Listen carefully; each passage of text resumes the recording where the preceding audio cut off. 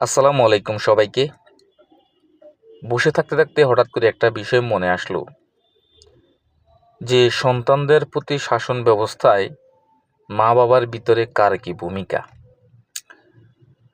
চিন্তা করলাম, মা বাবা সন্তানদের প্রতি শাসন ব্যবস্থায় মায়ের ভূমিকা হলো আবেগ এবং ভালোবাসাময় শাসন ব্যবস্থা। কারণ মাদের সন্তানদের প্রতি একটু বেশি মায়া ভালোবাসা থাকে বাবার চাইতে।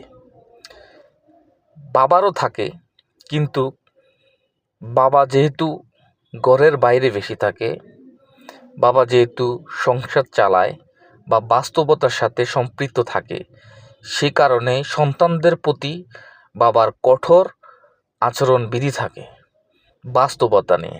তাই বাবার ভালোবাসা বাস্তবতা নিয়ে, মায়ের ভালোবাসা আবেগ এবং অনুভূতি নিয়ে। এ কারণে সন্তানরা বেশিরভাগই মায়ের প্রতি ভালোবাসাশীল হয়। বাবা কঠোর কেন? কারণ বাবা বাস্তবতা বুঝে এবং বাস্তবতা জেনেই সন্তানকে শাসন করে, যাতে সে ভালো কিছু করতে পারে। তার বাবা যদি কোথাও থেকে কোনো অভিজ্ঞতা জেনে থাকে, তাহলে বাস্তবতা বুঝে তাহলে সন্তানকে সেভাবেই শাসন ব্যবস্থা করে, যাতে করে আমার সন্তান বেটার অপশনে যায়, ভালো কিছু করতে পারে।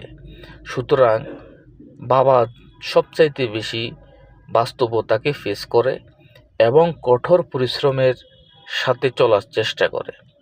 সুতরাং দিন শেষে বাবা ভিলেন থাকে।